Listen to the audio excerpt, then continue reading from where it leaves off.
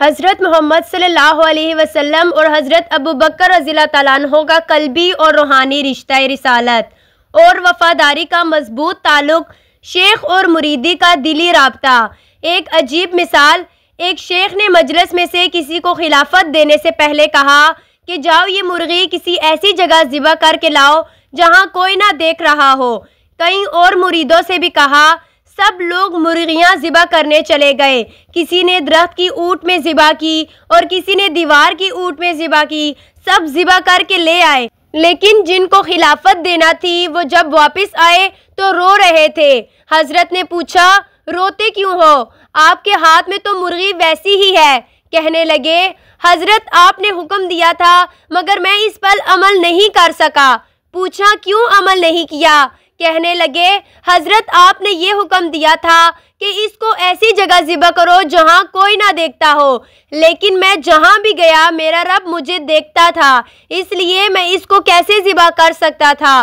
फरमाया, अल्हम्दुलिल्लाह, इस मौइद की कैफियत का तो इम्तिहान लेना था, इसके बाद इनको निस्बत अता फरमा दी गई।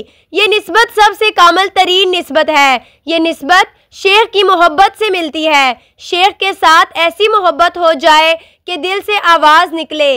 जब शेख के साथ मोहब्बत की ये कैफियत हो जाती है तो फिर अल्लाह ताला शेख की निस्बत को दिल के अंदर इल्का फरमा देते हैं। अल्लाह ताला इसको शेख के कमालात इस तरह अता फरमा देते हैं कि वो सालिक शेख का नमूना बन जाया करता है। लोग इस सालिक को देखते हैं तो इन्हें इनका शेख याद आ जाता है। इसका चलना फिरना, रफ्तार, गुफ्तार, बैठना उठना, हत्ता कि इसका सब कुछ इसके शेख की तरह हो जाता है। इसको निस्बत-ए इत्तेहादी कहते हैं।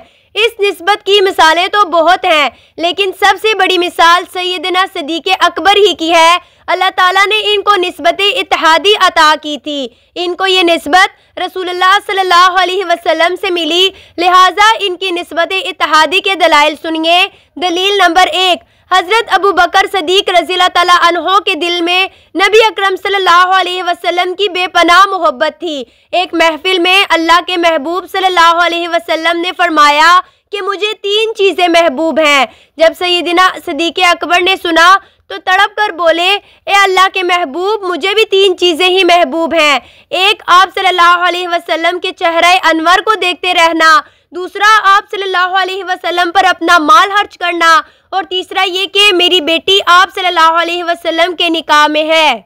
सुभान अल्लाह, उन्होंने 3 बातें कहीं और देखें तो सही कि तीनों का मरकज़ और महवर महबूब सल्लल्लाहु अलैहि वसल्लम की ज़ाते इक़दस बन रही है, मुर्शद की ज़ात बन रही है। मोहब्बत शेख का इससे आला और कोई मुकाम नहीं हो सकता जो सैयदना सिद्दीक़ अकबर रज़ियल्लाहु तआला अन्हो को नसीब था। इश्क़े रसूल सल्लल्लाहु अलैहि वसल्लम की वजह से ही अल्लाह रब्बुल इज़्ज़त ने इनको निस्बत-ए इत्तेहादी नसीब फरमाई थी। दलील नंबर 2, सैयदना उमर बिन ख़त्ताब रज़ियल्लाहु तआला अन्हो ने एक दफ़ा ख्वाब में देखा कि हजूर अकरम सल्लल्लाहु अलैहि वसल्लम पर बारिश हो रही है। आपके जहाँ कदम मुबारक है वहाँ अबू बकर सदीक रज़ियल्लाहु तआला अन्हो का सर है। बारिश का जो पानी नबी अकरम सल्लल्लाहु अलैहि वसल्लम पर आ रहा है वो सारे का सारा अबू बकर सदीक पर आ रहा है। हजरत उमर ने अपने आप को भी करीब खड़े देखा।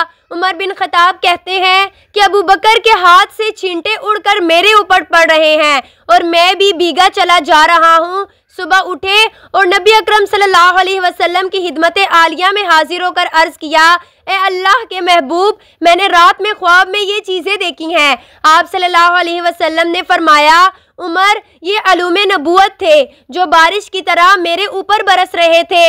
अबू बकर का चूँकि मेरे साथ कमाले मुनासबत नसीब है, इसलिए वो मुझसे सबसे ज़्यादा कमालात पा रहा है और इसके साथ मुनासबत की वजह से तुम भी इन अलूम को हासिल कर रहे हो।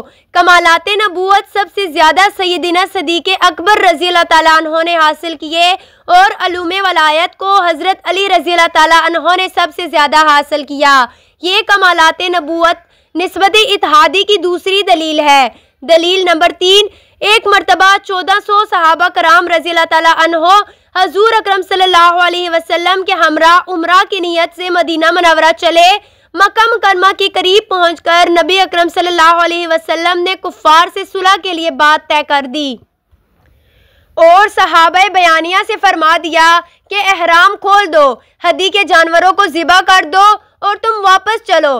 सहाबा कराम हैरान हुए कि हम तो दिल में उम्रा करने की तमन्ना लेकर चले थे, हम नबी अल्लाह कैसे वापस जाएं। सहाबा कराम को हैरानी इस बात पर हुई कि एक तरफ तो मिनी ज़ाहिरुल्लाह के महबूब इतना दब कर सुलह कर रहे हैं और दूसरी तरफ आयतें उतर रही हैं कि ये फतेह मुबीन है।